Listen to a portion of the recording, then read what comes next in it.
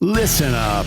There's no more excuses. We're empowering those who want the hustle by exposing the status quo. The days of ordinary are over. It's time to crush mediocrity and start discovering your greatest potential.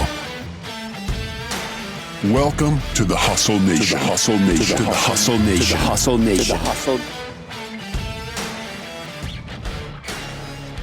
Welcome back to another episode of the Hustle Nation podcast. Today, as always, we've got a real treat. Mr. Cody Askins is in the house. Cody is founder of 8% Nation Insurance Conference and owner and co-founder at Cody Askins LLC. Cody, welcome to the show. What is up, gentlemen? Thank you so much for having me. Excited to be here. I'm excited to talk about the sexiest topic, Medicare.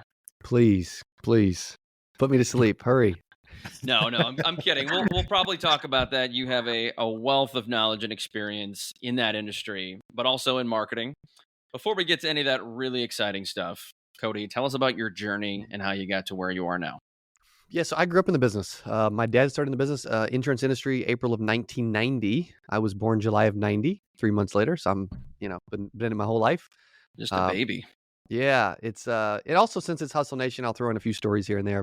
I remember being 16 years old and going to working at a little grocery store called Apple Market in Rogersville, Missouri. I was working part-time, 4 to 10 on a Saturday. About 3 o'clock, I'm throwing up. I don't want to go to work. I go to my dad. I'm like, hey, I'm throwing up. I don't want to go to work today. And he said, it speaks to his hustle in a lot of different ways. He said, you do whatever you want to do, but you know what I would do. And so I went to work and threw up in the bathroom. Now, I'm not saying that that's like the right thing to do. However, that's the example I grew up with, that, dude, no matter what, you need to try to show up. It's important. Then fast forward, I'm in college playing basketball. I joined the industry as an intern, cold calling of a phone book. And then I go to a recruiting meeting. I'm like, you know what? These people are making some money. I'm going to go full time in this. So I go to a recruiting meeting. There's about 10 of us in the room. The manager says, hey, 9 of you stand up, or everybody stand up.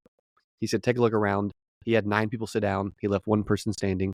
And he said, what he said next, which is a big reason why we do what we do, is maybe one of you will make it. And in that moment, I'm like, man, I don't want to fail. I want to be the person, And so I go to my dad. I'm like, hey, I feel like I need a target or a goal. It's my first year. I'm 20 years old. I'm in college. I'm playing basketball, full-time student athlete. He says, you're my son. You will make 6 figures your first year. I'm like, who? Me? That's a big number, when you're 20.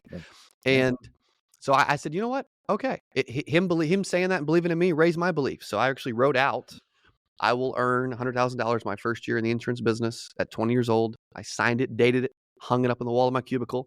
And then every day I went out to make that a reality. I also would write it on my mirror. I would put it on a Post-it note by my speedometer. I would put it on my nightstand. I would write it down twice a day, every day. And then over the next 8 months, cold calling and cold door knocking to sell life insurance. I made $117,000, fell in love with insurance, sold for years. And then the end of 2015, I started building a YouTube channel, putting out content, not knowing where it would lead. Now, long story short, we've got about 350,000 insurance agents around the world who watch our content on a weekly basis, multiple 7-figure companies, and an amazing team here in Springfield, Missouri that make me look really good and are way smarter than me. That's a great Cliff Notes version.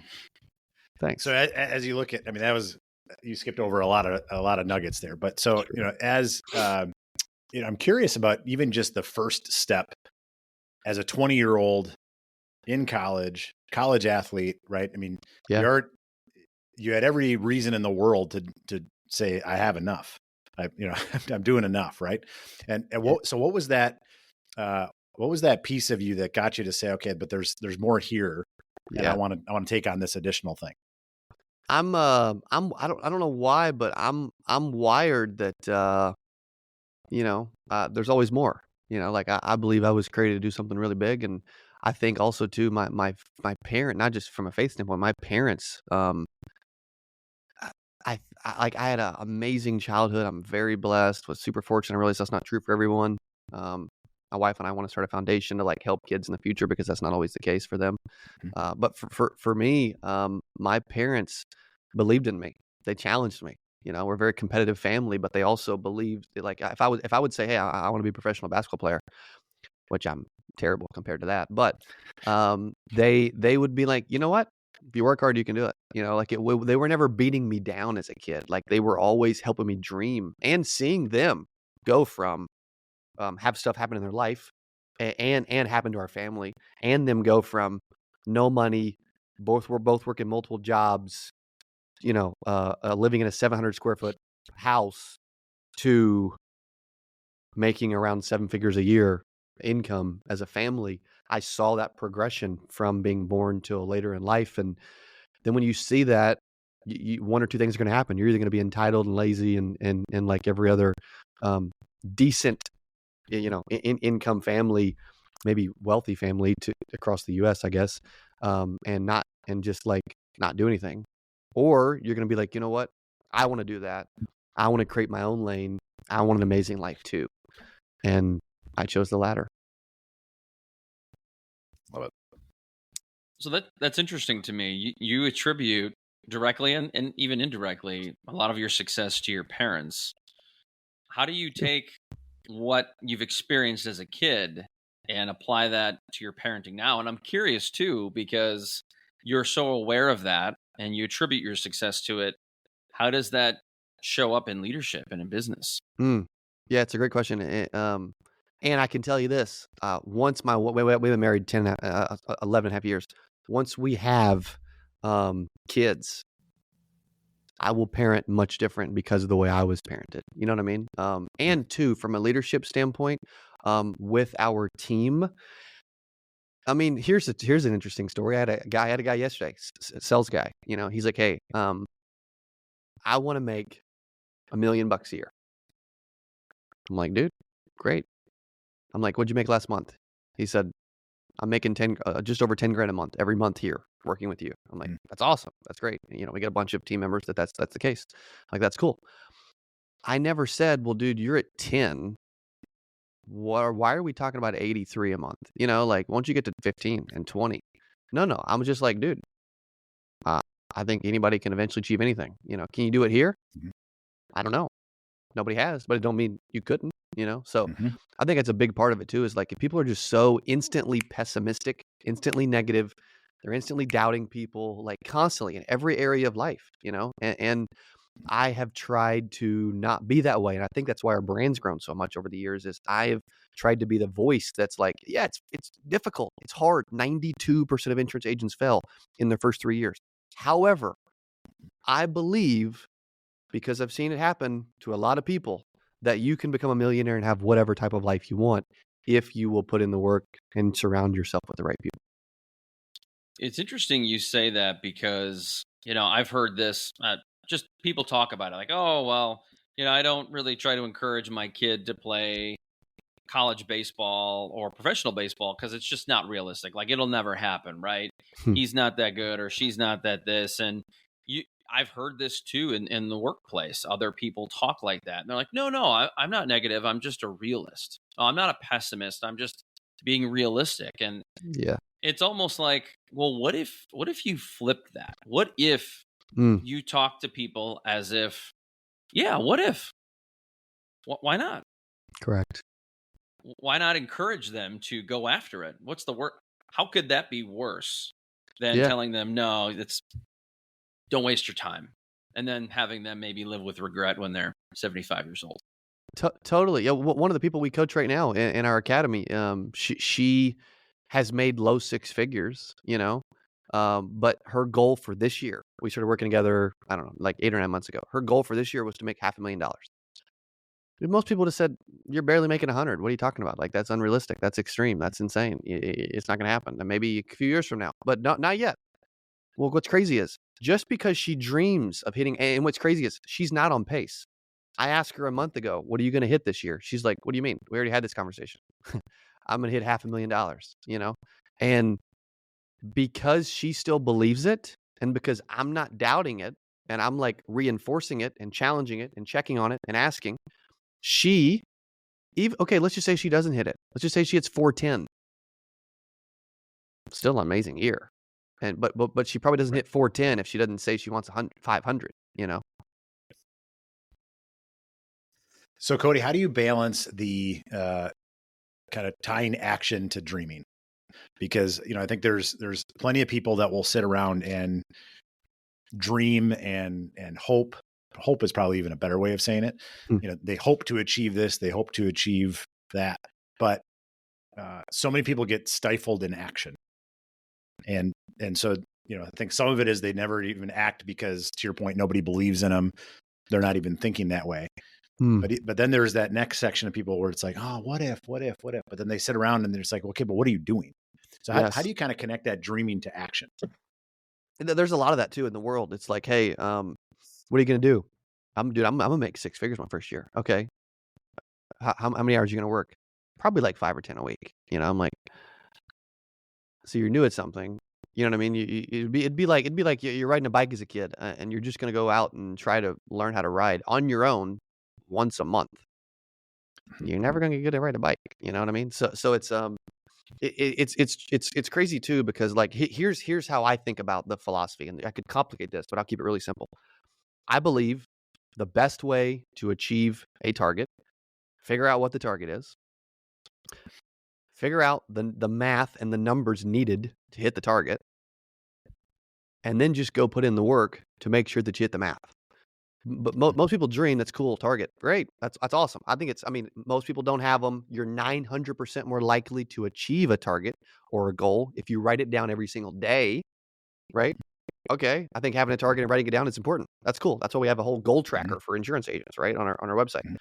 Then, okay, I got to break down the math. Okay, cool. So maybe it's 100 grand. Great. Right. Let's just say you give you 2 weeks off. We all go on vacation. You work 50 weeks. That's $2K a week.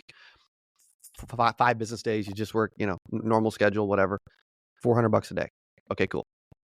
Now, what do you make on average per sale? Where they're like, maybe $400. Okay, great.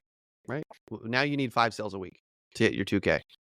What's your closing rate? It's about half. Okay. You need to ask 10 people to buy. Okay, great. How many people don't show up for appointments? A third. Okay. You need to set 15, run 10, sell 5. Well, then it's like, okay, what do I do to set 15? Well, then you start saying, well, you got to buy leads and invest in your business. You got to make dials. Shocker. You know what I mean? Like you got to get halfway decent at this thing, but you got to constantly get in front of 50 people a week. I wasn't special my first year, but I always saw 10 people every single week, no matter what. I remember having to go, I remember on a Friday not seeing my 10 people yet. And I went out and door knocked on about 160 doors on a Friday from about noon till about 10 o'clock at 9:45, 10 o'clock at night. And with a couple other individuals. Well, you better believe when I did that, I sat down and saw my 10, but it took putting in the effort to actually make that happen. I think the key piece there is if you want outlier results, you got to put in outlier work.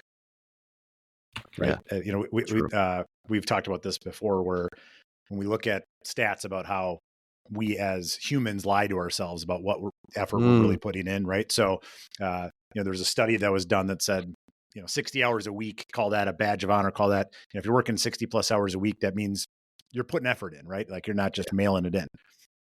And whether that's the right time frame or not doesn't really matter. But sure, 38% of the country says they work 60 plus hours a week. They're full of right, but 3.4% actually do. Yeah. Well, there it is, right there. Right. So to your point of, you talk about it all the time, right? Like, how do you be in that top percentile?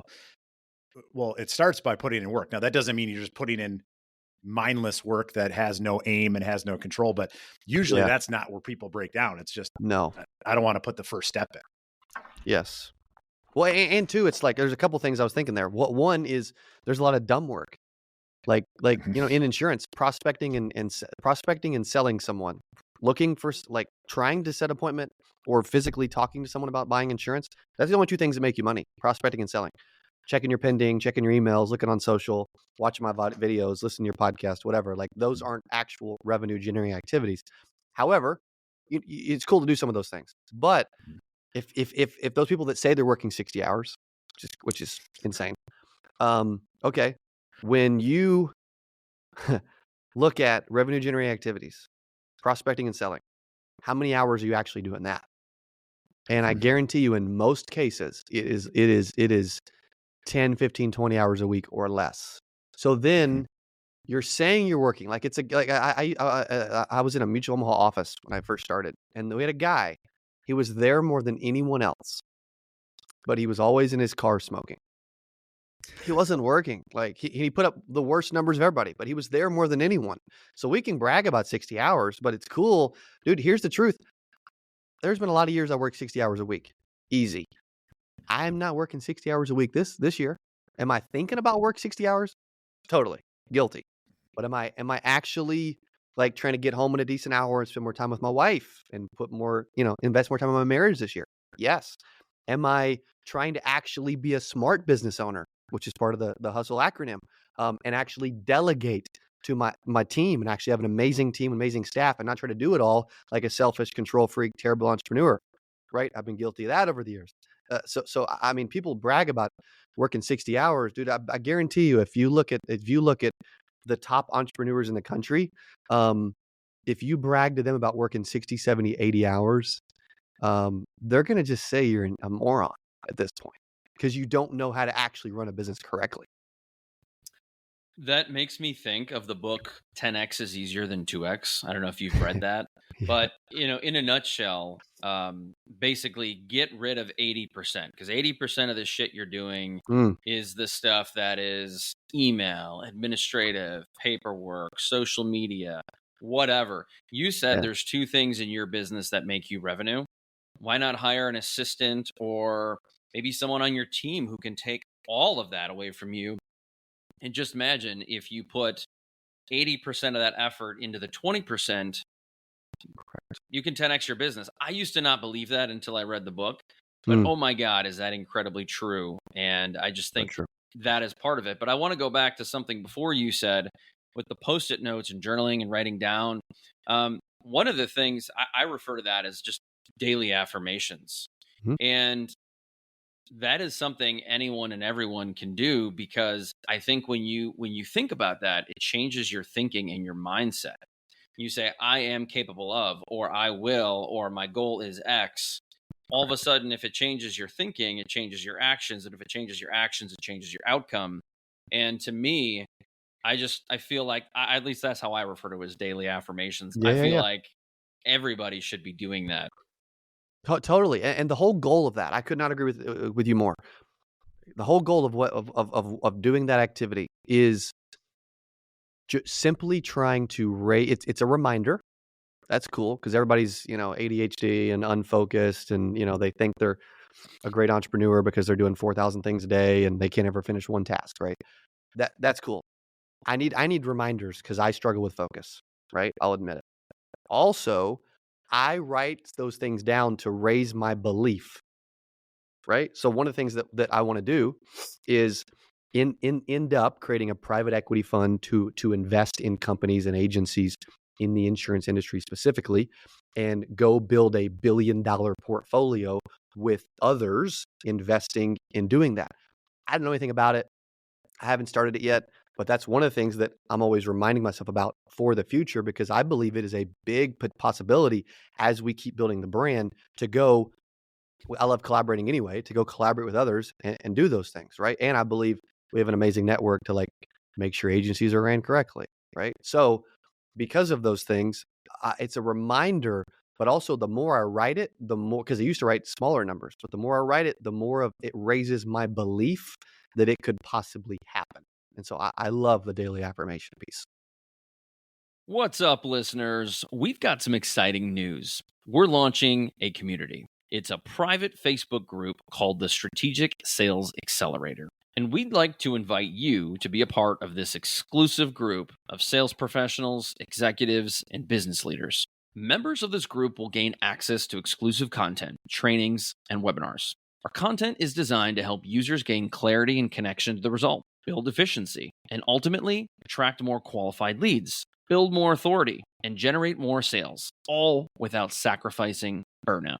We understand that rising tides lift all boats. And if you're interested in being a part of a community that's as hungry as you are, I encourage you to check out the link below. It takes just less than a minute to apply. So what are you waiting for? Click the link below and jump in now.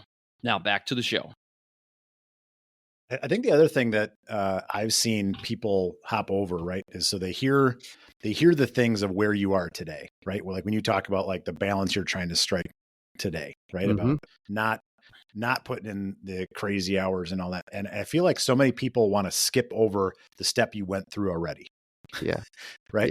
Yeah. And I've seen this time and time again because, I talk a lot about a lot of the same things, right? About, how 80-20 and how you focusing in daily reminders and setting up your plan and having a vision and all that's really important. But, I feel like it's like what got you here won't get you there sort of thing. Correct. And I feel like so many people as they're going through their career, they want to skip over the first 10 years of grind, pain, anguish, and torture, right? Like the reason you're able to have that balance today is because you've skilled yourself up to a point where you're masterful at certain things that no one else is. And so it makes sense for you to 80-20, right? But I'm guessing when you were 20, that wasn't you. It was, you only had one skill and it was grind. Correct.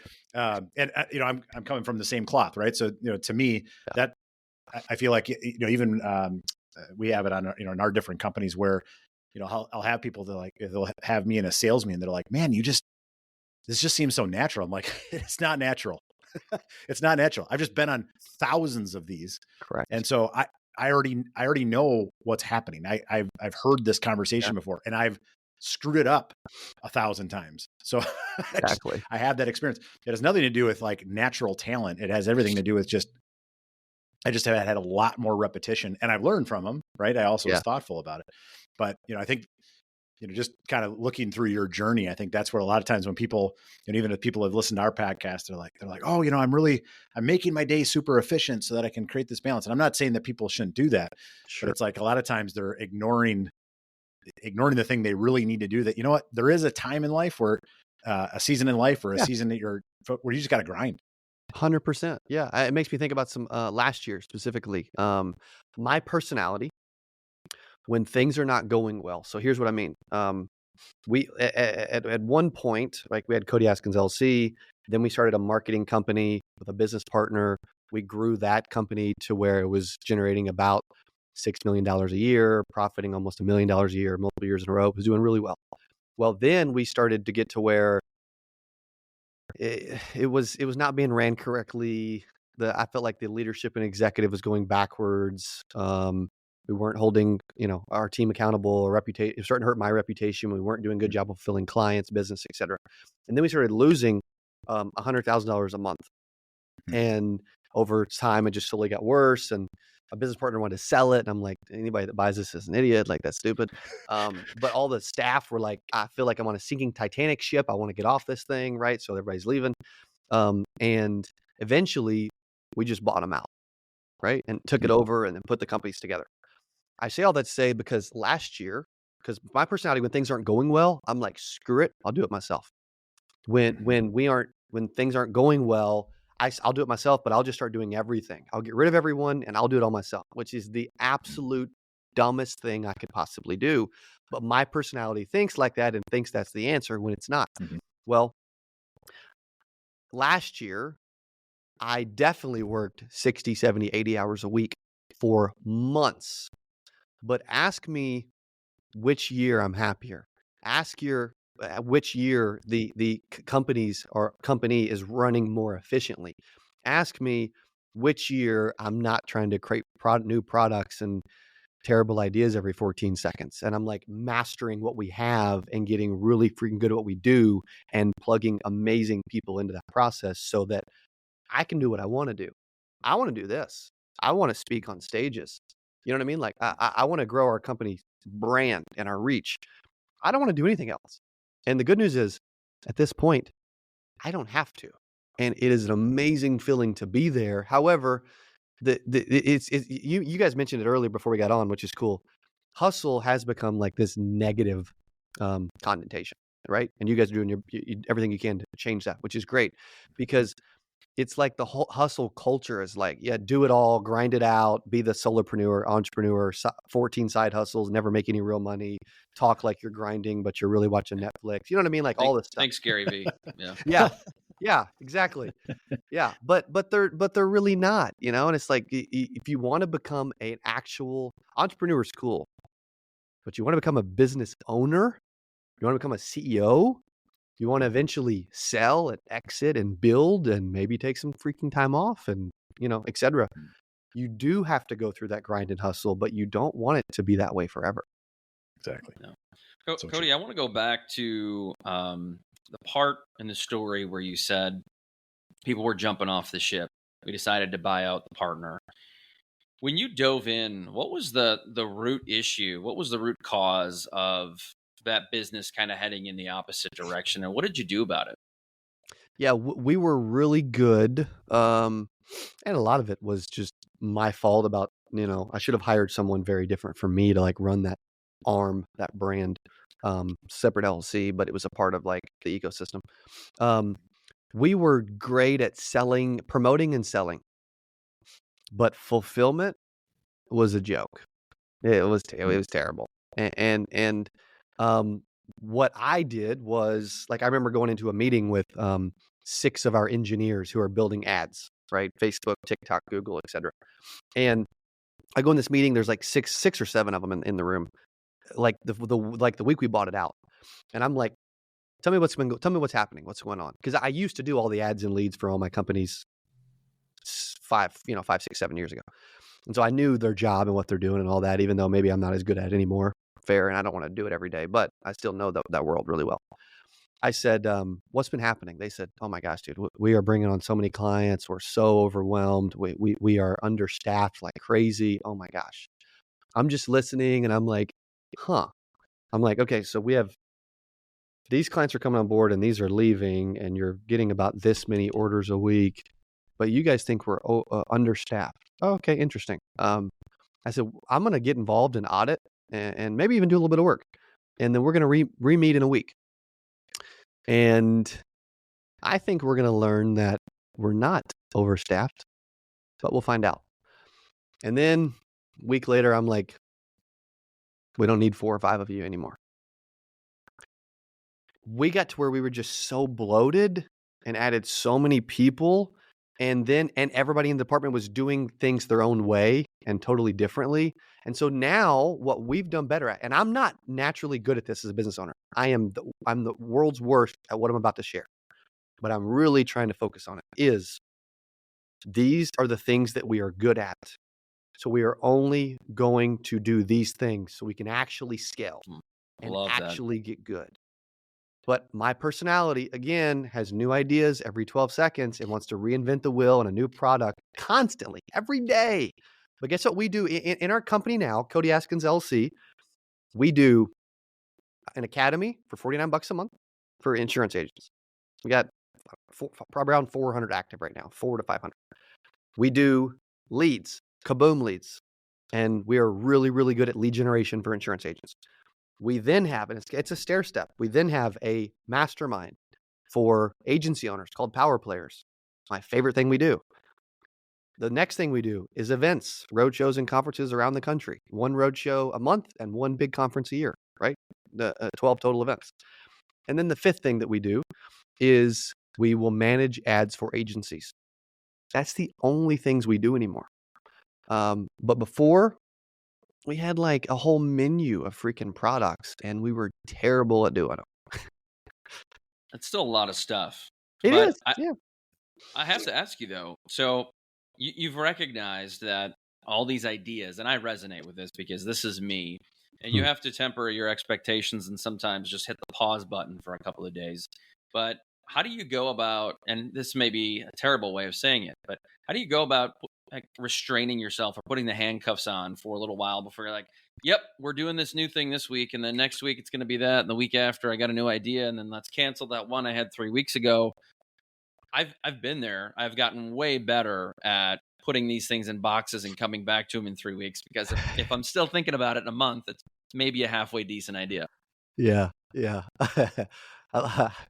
it's crazy the amount of things that change in our brain over 30 days. You know what I've done is we've got an executive team now that they have permission to be honest with me. And I speak last in meetings because I'm going to just take over meetings and talk anyway. And I want to hear from them. And we've got a VP of operations now that she is brutally honest with me. Like, here's an example. Okay. I am if you look at the 5 voices test, I'm a pioneer. She's a guardian. Well, guardians love to ask questions and they feel like a wet blanket to the entrepreneur. And they're just like, poo-pooing on everything and asking, a million questions. And they're just like unsure. Right. And they want to know a lot before they move forward, which is perfect because we've got the visionary and the integrator type role. Same thing I was just going to ask you that. Do what?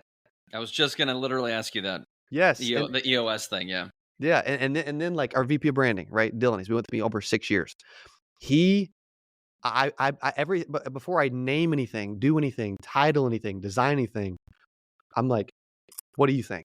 Because his ideas are always better than mine at those specific things, right? And so I've surrounded myself with people that I need to take this to them, see what they actually think, and if they don't like it, then I shouldn't do it. Because before I've had a habit over the years of running like it's Cody Askins' way or the highway, and I'm just gonna do whatever I want. But the problem is, dude, if I do that for too long, I will torch this place to the ground. I promise. I just will. And I know that about myself now.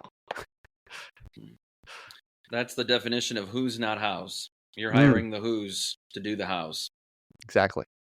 So true. Well, and the recognition of what are the things that are uniquely you, right? So there's this weird balance. I feel like this is for all leaders, whether you're an entrepreneur or just rising inside an organization of, how do you get that next level, right? Whether it's growing your business or whatever, you're doing something as an individual contributor really, really well. And as an entrepreneur, you're doing 12 things really, really well, which is why you've gone from 0 to something, right? Yeah. And it's hard because then each one of those 12 things you probably are good at, right? And you're probably better than some at, but to your point, you're not the best at.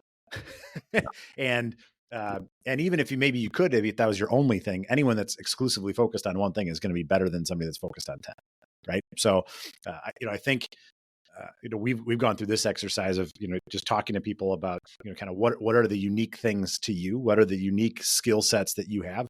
And what are the things that then you like to do?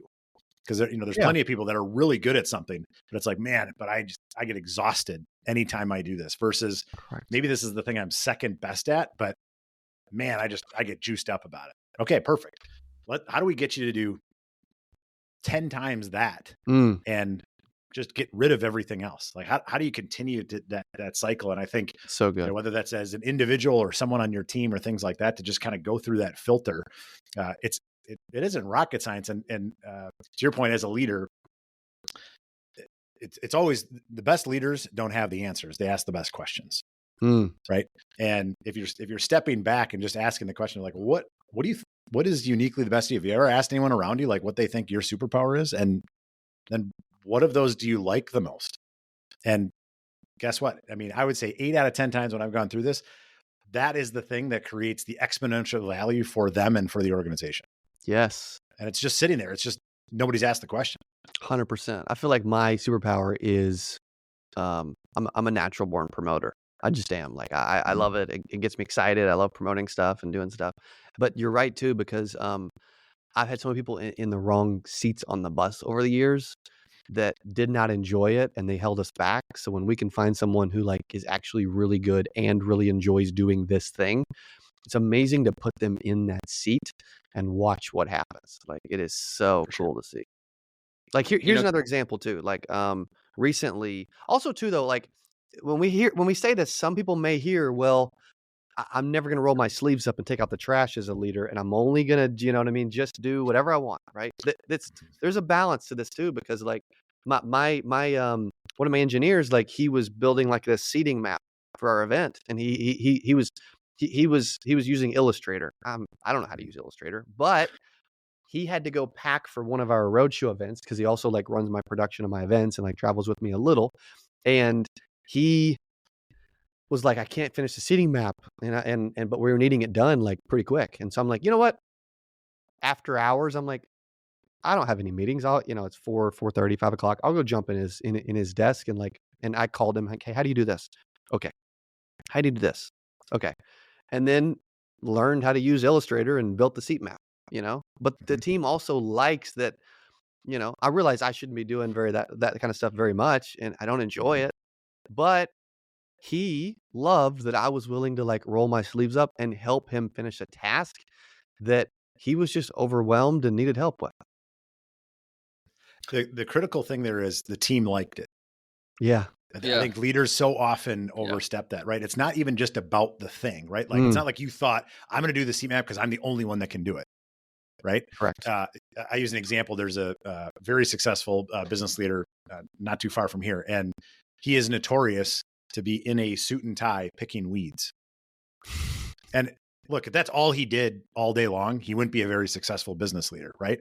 But his point is, he's in the retail business, and as he's walking up to any of his stores, he knows that what they look like matters, and he wants everyone to take pride in that. Mm, And so, I mean, he's there, and there's pictures of him all over the place where he's walking. And look, he's not on his hands and knees doing it for 3 hours, but as he's walking up to the store, he's like, "Hey, I'm going to pick a couple handful of weeds because hey, we got to up our game." And to your point, it's the same thing as the seat map, right? It's you didn't need to do it, but it does show that you're willing to do it. You're willing to help out. You're still part of the team. mhm. Yes, you can't be spending all your time at that, but that doesn't mean you can't help from time to time. And I think your point of balance, I think, is so critical, because it is at the end of the day, and you kind of alluding to this, but I'll just call it out. Really, your superpower is leading the team. Maybe it's growing because I felt like I was so bad at that for so many years. So Yeah. maybe I'm finally growing. I mean, I would say you can't have the success you have without it, right? So It is that doesn't important. mean we always Yeah, can get better, but I mean, you're asking questions. You're a hyper growth organization. I mean, these are things that only happen if you're doing some of the right things, right? yeah. And I'm actually and getting I'm like getting emotional as you say that, which is wild because I like never happens on podcasts. But it's I think it's because how much my wife and I care about our team, yeah, and like how good they've been to us, and we've got most of the core operations team members have been here 3 to 6 years, and they're really, really, really freaking good at their job, and they've yeah, helped so much, and yeah, we take care of them, but we don't take care of them to the level we would like to eventually, right? mhm, Um, and so when you say that, I've always felt like, and I think entrepreneurs feel this too, man. Like I've just felt like I'm terrible at running a business. I'm horrible at leading people. I make all the wrong decisions. Were. I'm atrocious at running finances, right? Like all those yeah, things. And so, um, and I am, but to hear that, like, you know what, maybe on this podcast, I'm recognizing that I'm actually finally learning how to lead people is like mhm, so humbling because my arrogance has been in the way for so long, and yeah, it's held us back a lot. I've heard a lot through coaching sports, which I have an extensive background in. Is your team, your people don't really care how much you know; they care how much you care, and that's when everything changes. But I was going to say exactly what Dustin said, but I'm going to add this to it: is hearing your story and hearing you talk about your business from how you got in working with your dad till now. There's two things that seem very obvious to me, which is your leadership deficiencies when you pointed out when you started to where you are now, you've become highly invested in being a better leader. And I think a couple things that go along with that. One, you care. If you care, you're going to show up differently. And it's not so much that people liked the things that you were doing, they appreciated it. And I think when your employees appreciate you, they will want to go to battle for you. And that's just so important. But also, the thing that I appreciate as a lifelong marketer is you have two options as a leader and as a business. You can either be invisible or you can be visible. And a lot of Mm, people don't see it. They're like, oh, we're on social media and we do this. Well, you're still mostly invisible if all you're doing is putting a couple posts out. But not only are you visible, you are hyper visible with podcasting and your 8% conference and your YouTube channel. I would say you've done a few things there that have 10x your brand and over the course of your very young career, and who knows what's next. But those are a couple of things that stand out to me. Thank you. I appreciate the observation. That's cool. That's really cool to hear. So Cody, what's next? You know, you got, to your point, a person like you're not going to sit still, right? And you got a lot of really good things going. You're clearly in your scaling phase. You know, if you look at the next, 3 to 5 years, what are the things that you really want to work on, whether that be yourself or business perspective? Yeah. What are the big things you're trying to tackle? Yeah, a couple big things specifically. One is, I would say, the main focus right now, and we've got like specifically 3 clear goals that our team tracks on a weekly basis with a report, right, in our executive meeting, which I think is also important. I didn't used to do any of that. But I think the biggest thing I'm trying to tackle right now is we have this. I've always pushed back on leads and generating leads for insurance agents. I did it really well back in like 2017, 2018, 2019. I was generating like 20, 30,000 leads a month for like one company that was just had all their agents working with us. And, it scaled really quick. But I felt like it was beneath me. My ego got in the way a lot, and I'm like, I'm not the lead guy. Like, I didn't really want to be the lead guy. I was like, it's so much cooler to be the coaching guy and the speaking guy and the traveling. You know what I mean? The lead guy, vendors, no, not me. And so I gave it away to my business partner, and then we never did leads well there. And then once we merged and took the company back over, I took that part back over to a degree, but I was still like, we're never going to sell leads. We're just not going to do it. Mm-hmm. Well, finally, I started hearing horror stories again about how agents were just never happy with leads, or they were getting screwed, or like people were giving them age leads when they were buying new leads, or people were just asking for leads every 14 seconds. That we created a new brand. We rolled it out the end of February, called Kaboom Leads, and that is my initials, CA, and the word that I say the most, which is boom, together, just spelled the wrong way. And it's been a really fun, catchy brand that has grown.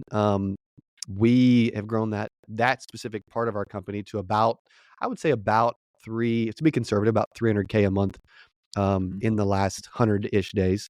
And I am confident that we can scale that within the first year to 8 figures.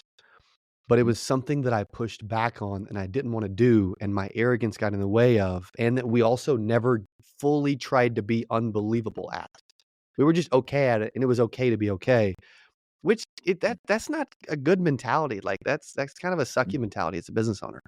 And so I'm amazed at how far our team's come and how much we're putting emphasis on like a premium, consistent, quality, exclusive lead for insurance agents. And it has become the number one part of our brand in a very quick time frame.